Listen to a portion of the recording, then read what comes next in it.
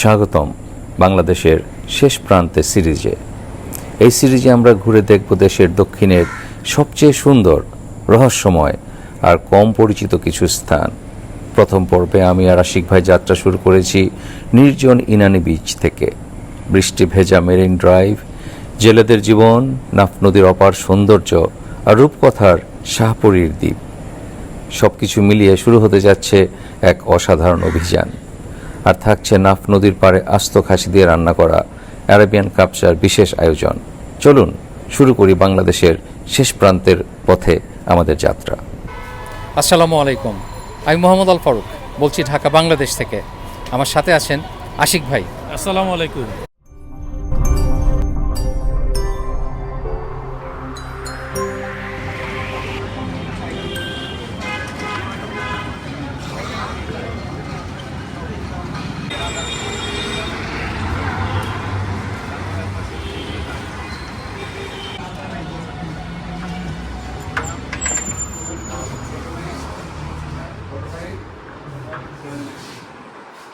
আমরা যাচ্ছি ইনানি বিচে, সেখানে বেওয়াচ হোটেল আমরা থাকবো এক রাত্র, এবং তারপর যাব একেবারে সাউদার্ন মোস্ট পয়েন্ট শাহপরীর দ্বীপে। ভাই, তুমি কি দুইটা দিক থেকে থাকার অভিজ্ঞতা আছে তোমার আগে থেকে? আমার একটা থাকার অভিজ্ঞতা আছে, সেটা হচ্ছে গিয়ে শাহপরীর দ্বীপ। আর বেওয়াচে আমি গিয়েছিলাম, বাট রাত্রি যাপন করা হয়নি। ইনশাল্লাহ এবার আপনার সাথে সেটা হবে। আমার হোটেল তো হোটেলে, I mean Baywatch just another hotel. I am sure এটা খুবই হাইলি এনজয়েবল একটা জায়গা, কিন্তু আমার আসল উদ্দেশ্য হলো শাহপরীর দ্বীপ। সেটা অনেক বছর ধরে আমার স্বপ্ন ছিল যাওয়ার, এবং আমাদের এই টোরে মিজান ভাই, সোহেল ভাই তাদেরও জয়েন করার কথা ছিল, কিন্তু আনফর্চুনেটলি তারা সময় করতে পারে নাই, ব্যাটে বলা হয়নি।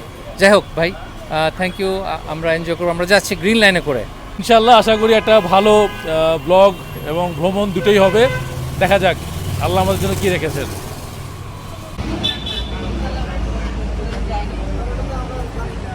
যেহেতু আমার ব্লগগুলো আসলে আমার ব্যক্তিগত এক্সপেরিয়েন্স, আমার পার্সোনাল এক্সপেরিয়েন্স নিয়ে এবং আমার মোট অভিজ্ঞতা নিয়ে তৈরি করা হয়, কাজেই আমি কিছু কিছু জিনিস শেয়ার করবো এখন আপনাদের সাথে।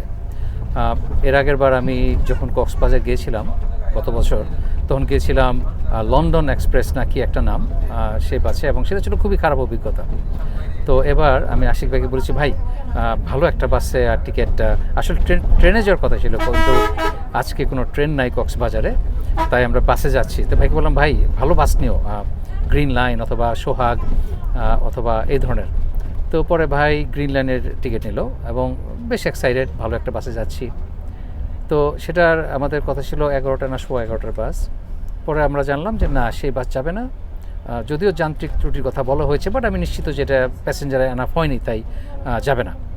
তো আমাদেরকে আর্লিয়ার একটা বাসে দিয়ে দিল। তো ঠিক আছে, 10:15 বাস, এখন বাজে কয়টা? 11:03 বাজে এখন, যেটা আসলে 10:15 বাস হওয়ার কথা ছিল।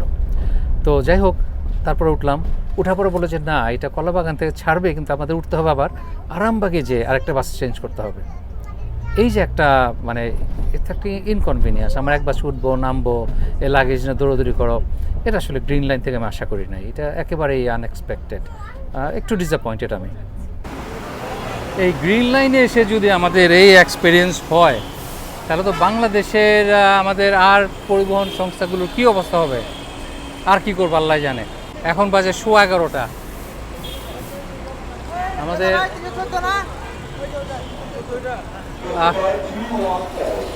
11:15 বাজে এখন, 10:15 বাস। একবার গেলাম এইখানে, আবার গেলাম ওইখানে, এখন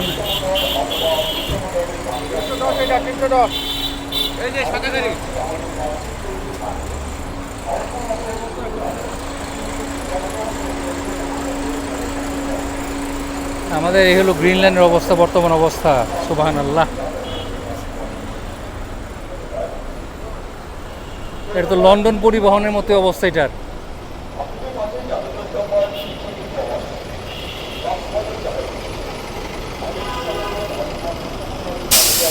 কি অবস্থা আল্লাহ, আই মিন এই আমাদের গ্রিন লাইন, রিয়েলি ডিসঅ্যাপয়েন্টেড।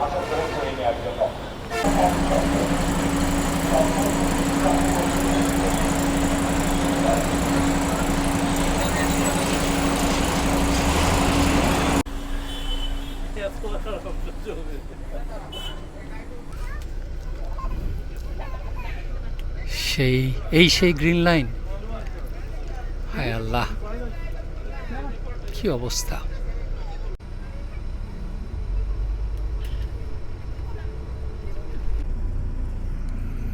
এলো অবস্থা, গ্রিন লাইন, হায় আল্লাহ রে, ধ্বংস হয়ে গেছে। আসলে দুর্ভাগ্যজনক হলেও সত্যি যে আমরা বাংলাদেশের ব্যবসায়ীরা যারা যে বিজনেস মডেলটা ফলো করি সেটা হলো যে শুরুতে খুব হইচই করে ভালো কোয়ালিটির ভালো জিনিস, হোক সেটা রেস্টুরেন্ট, হোক সেটা ট্রান্সপোর্টেশন, জামা কাপড়, ইভেন দর্জি ফর এক্সাম্পল, যেমন টপ 10, এরা শুরু করে খুব ভালোভাবে, তারপর যখন একটু সুনাম হয়ে যায় তখন তারা সেটা মেনটেন করে না। তাদের সে কোয়ালিটি, তাদের কমিটমেন্ট, কাস্টমারের যে ভালো সার্ভিস দেওয়ার কমিটমেন্ট, কিচ্ছু তারা মেনটেন করে না। জাস্ট নাম হয়ে গেছে, এখন শুধু পয়সা কামানো, যে রিইনভেস্টমেন্ট, যে প্রফিটের টাকা দিয়ে আবার মেনটেন করবে, হয়তো নতুন আরও গাড়ি কিনবে, গাড়িগুলো পুরোনো গাড়িকে রিপ্লেস করবে, তাদের সেই অ্যাটিটিউড নাই। যাই হোক, এটা খুবই দুঃখজনক যে আমরা লং টার্ম নিয়ে চিন্তা করি না, আমরা শুধু শর্ট টাইম প্রফিট এবং শর্ট টাইম প্রফিটেবিলিটি এটা নিয়েই আমরা সারাক্ষণ ফুল অ্যাটেনশন পে করি। এটা খুবই আনফর্চুনেটলি এটা বাংলাদেশের যে কোনো ব্যবসার জন্যই প্রযোজ্য। সব জায়গায় একই ঘটনা, সো আনফর্চুনেট।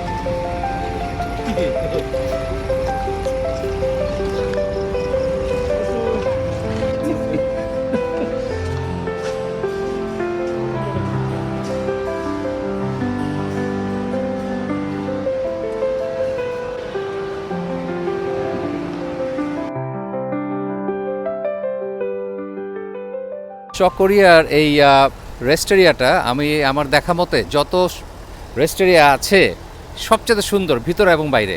কিন্তু খাবার চাইতে বললাম যে পরোটা ডিম আছে নাকি, তারা কেউ রেডিই না। সকাল বাজে 7টা, এখনও তাদের কিছুই রেডি হয়নি। গ্রিন লাইনে আমি আগে পর অনেকবার ট্রাভেল করেছি, কিন্তু এরকম ডিসঅ্যাপয়েন্টেড কখনোই হই নাই। ড্রাইভার এমন রাফ ড্রাইভ করেছে, স্লিপার কোচ খুবই স্মুথ চালানোর কথা, কিন্তু এটা চালিয়েছে তেসলার মতো, মানে যখন তখন ব্রেক, হার্ড শার্প টার্ন, সব কিছু দিয়েই মানে গা ব্যথা হয়ে যাওয়ার মতো অবস্থা, ভীষণ নয়েজি, এবং রাইড খুবই রাফ ছিল আজকে। এটা খুবই খারাপ একটা এক্সপেরিয়েন্স।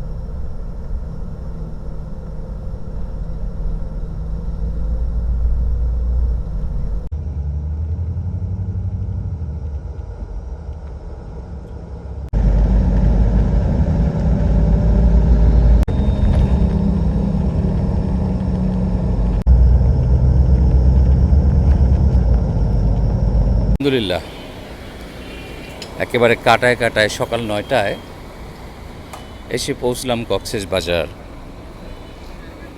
আমরা এখানে হয়তো ব্রেকফাস্ট করব, কারণ আমাদের বেওয়াচ হোটেলে যেতে যেতে আমাদের তাদের বুফে ব্রেকফাস্ট শেষ হয়ে যাবে। মেঘলা আকাশ। আমরা কক্সবাজার এখানে না থেকে সরাসরি চলে যাচ্ছি ইনানি বিচ বেওয়াচ হোটেলে। আমরা ব্রেকফাস্ট সেখানে করব, আর যদি তাদের ব্রেকফাস্ট শেষ হয়ে যেয়ে থাকে তাহলে আমরা অন্য কোথাও একটা কিছু ফিগার আউট করে নেব। ডিম ভাজি পরোটা তো মোটামুটি সব জায়গাতেই পাওয়া যায়। তো যাই হোক, আলহামদুলিল্লাহ, যদিও টেরেবল একটা জার্নি ছিল, but we made it to Cox's Bazar. আলহামদুলিল্লাহ, ভেরি হ্যাপি। আর তো যাচ্ছি এখন ইনানি বিচ। আমি যখন প্রথম কক্সেস বাজার আসি তখন আমার বয়স হবে 15-16 বছর। আমি তো মাত্র ম্যাট্রিক পরীক্ষা দিয়েছি, তারপরেই চলে এসেছিলাম কক্সেস বাজার আমি আর আমার ফ্রেন্ড আইয়ুব খান। তো তখন সেই যে কক্সেস বাজার ছিল সেটা আমি মিস করি, অনেক মিস করি। অসাধারণ, একেবারে ন্যাচারাল একটা যে সৌন্দর্য, প্রাকৃতিক সৌন্দর্য, প্রাকৃতিক বিচ, সেটা ছিল কক্সেস বাজার। কীরকম কোয়াইট, তার সৌন্দর্য ছিল আলাদা। এত বড় বড় বিল্ডিং ছিল না, ছোটো ছোটো হোটেল ছিল, দ্যাটস ইট। হাতে কোনো সাইমুম তখন ছিল, তখনও, কিন্তু সেটা অত বড় ছিল না, মোটামুটি ছিল কিন্তু অত বড় না। যাই হোক, এখন যে কক্সেস বাজার হয়ে গেছে, এটাকে আমি আসলে আমার মন ভরে না, ভালো লাগে না, এনজয় করি না। তো এখন এই যে ইনানি বিচ, তারপর আজকে আমরা কালকে আমরা টেকনাফ যাব, এই জায়গাগুলো এখন আমার সেই ছোটোবেলার কক্সেস বাজারের কথা মনে করিয়ে দেয় এবং এনজয় করি। আপনি বিচে যাবেন রিল্যাক্স করার জন্যে, একটু একা সময় কাটাবেন, অথবা আপনি এনজয় করবেন সুন্দর সমুদ্র। সেখানে যদি বলা সারাক্ষণ হইচই করে, ঘোরার দৌড়াদৌড়ি করে, আপনি সেটা সেইভাবে এনজয় করতে পারবেন না। তো যাই হোক, আমার নতুন ডেস্টিনেশন হলো এখন ইনানি বিচ। আমি সত্যি সেটা খুবই এনজয় করি। কি অপরূপ সুন্দর, রোদ নেই, মেঘলা, কিন্তু তাও সুন্দর। আমি 4 মাস আগে যখন এসেছিলাম তখন কিন্তু এই রাস্তাটা এত সুন্দর ছিল না, তখন রাস্তা আন্ডার কনস্ট্রাকশন ছিল। আলহামদুলিল্লাহ এখন কমপ্লিট, আর এই জার্নি এখন আরও অনেক অনেক এনজয়েবল।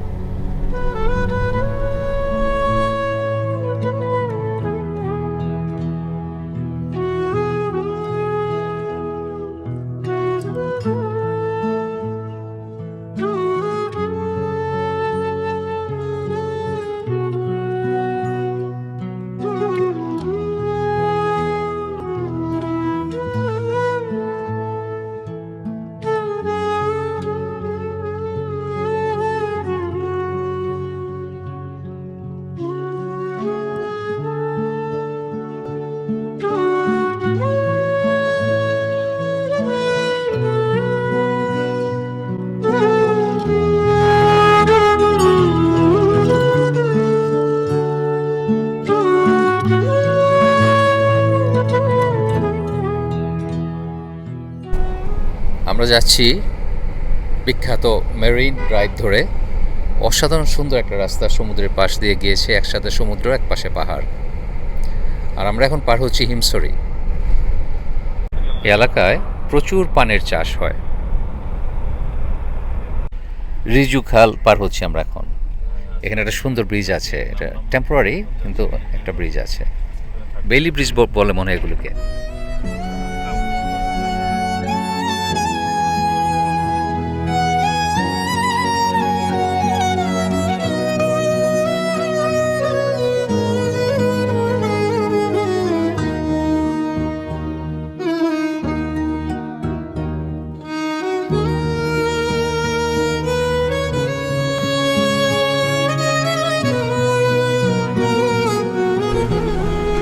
আমরা পৌঁছে গেছি বেওয়াচে।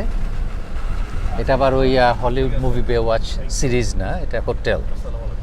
তো অসাধারণ সুন্দর একটা লোকেশন, আমরা নিশ্চিত এনজয় করবো ইনশাআল্লাহ।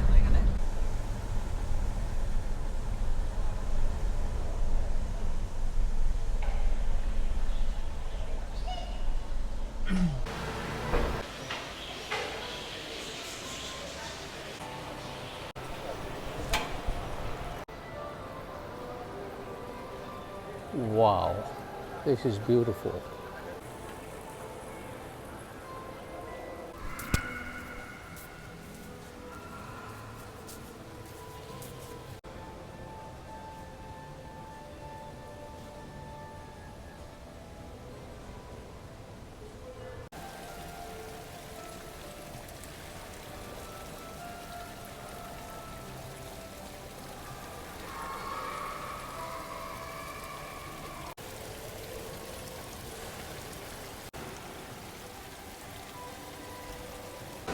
Wow, very impressive.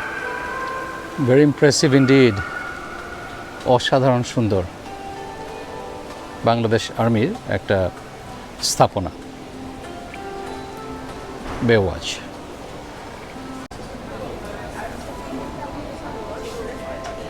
Welcome drink,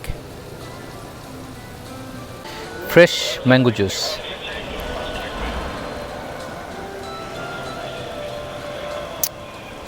অসাধারণ। সেই সন্ধ্যা 7টার সময় খেয়েছিলাম ডিনার, আর এখন বাজে সকাল কটা বাজে? 10টা বাজে, সকাল 10টা। এই ফার্স্ট একটা আসল খাবার খাচ্ছি।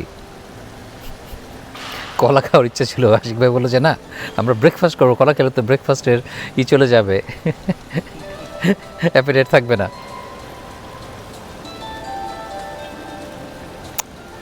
Hit the spot.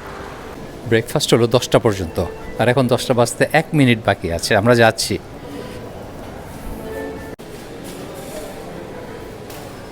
ও এখনও বেশ জমজমাট।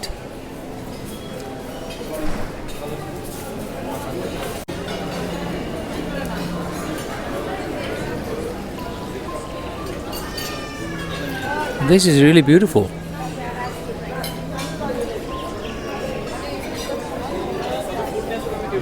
আর ভিউটা তো অসাধারণ, একদম বিচ ভিউ।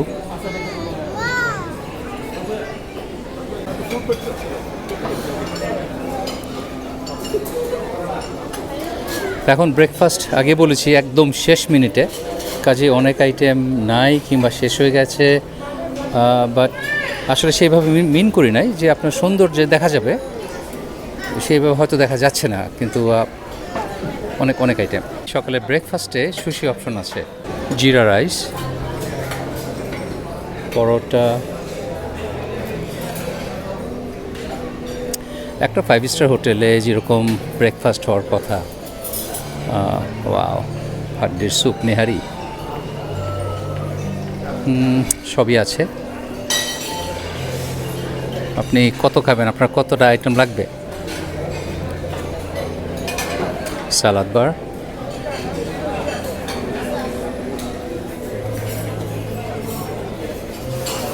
সবজি, ডাল,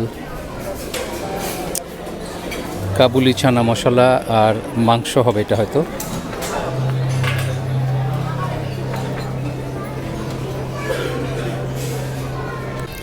বাইরে বৃষ্টি, হালকা বৃষ্টি হচ্ছে, আর যে ভিউ নিয়ে আমরা আজকে এখন খাচ্ছি ব্রেকফাস্ট।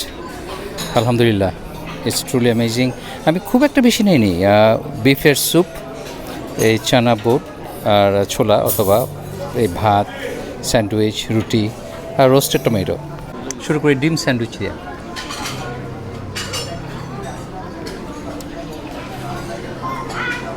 মাল্টিগ্রেন ব্রেড, ব্রেডের কোয়ালিটি অসাধারণ ভালো। আর এত খাবার কেন এক সালাদ স্যান্ডউইচ খাচ্ছি, অনেকদিন খাওয়া হয় না তাই।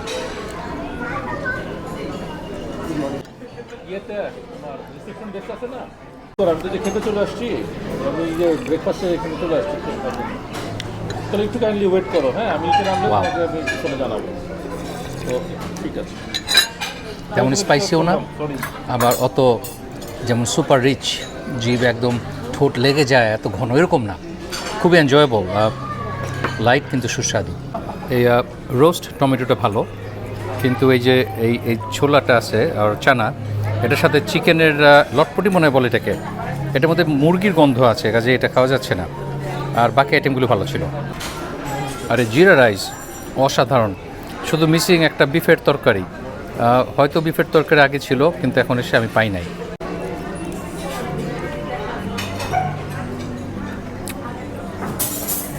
এই ভাতে এক প্লেট খাওয়া যায়, অসাধারণ মজা। ব্রেকফাস্ট ভালোই ছিল, লাস্ট মোমেন্টে এসে তত আর খুব একটা বেশি তো চয়েস সাধারণত থাকে না, কিন্তু তার চেয়ে বেশি ভালো ছিল এই ভিউ।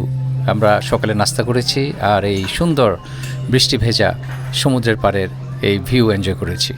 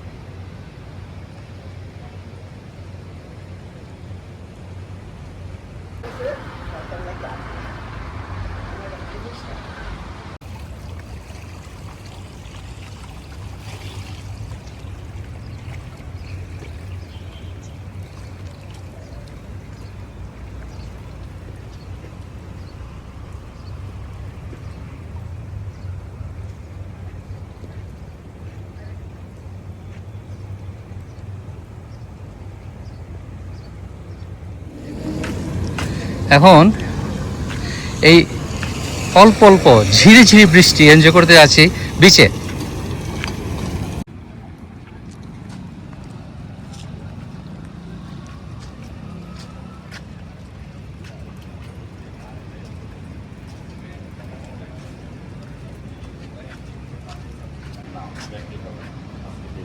আপনি বিচে যাবেন? আমি তো তার দিকে আপনি যাবেন। ওয়াও, এই মেঘলা দিনে সমুদ্রের সৌন্দর্য, এটাও এক অসাধারণ সৌন্দর্য। রোদেলা দিনে এক সৌন্দর্য, আর এই মেঘলা দিনে সেটা আরও কাব্যিক।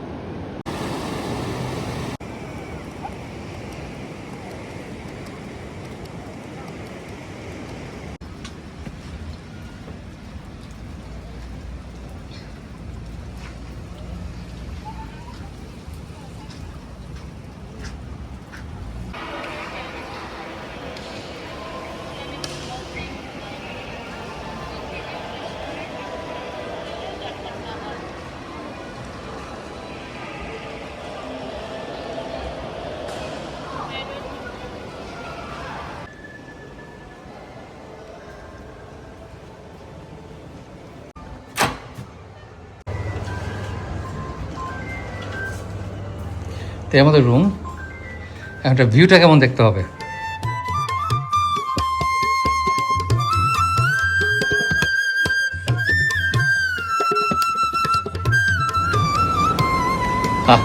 বিউটিফুল ভিউ, এখান থেকে সুইমিং পুল এবং সমুদ্র দুইটাই দেখা যায়।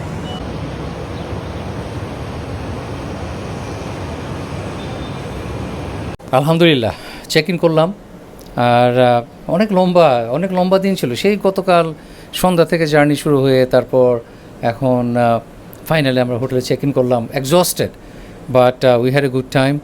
আর অসাধারণ বৃষ্টি ভেজা এই বিচ যে কত ভালো লেগেছে আপনারা দেখে হয়তো কিছুটা ফিল করেছেন ভাই। আসলেই এখানে আসার পরে এখন খুব ভালো লাগছে, বিশেষ করে পেছন দিকে ঠিক সমুদ্রের যে এই একটা অসাধারণ রূপ, কিছু কালো কালো মেঘ দেখা যাচ্ছে এবং সামনে আবার সুইমিং পুল আছে। আর আমাকে এখন সুইমিং পুল ডাকছে ফারুক ভাই। আমরা যাবো এখন সুইমিং পুলে এনজয় করতে, রিল্যাক্স করতে। আশা করি ভালো লেগেছে এই ভিডিও। এনজয় করবেন নেক্সট ভিডিও। ভালো থাকবেন সবাই, ইনশাল্লাহ দেখা হবে অন্য কোথাও না, এখানেই দেখা হবে। নেক্সট ভিডিওতে দেখা হবে। আল্লাহ হাফেজ।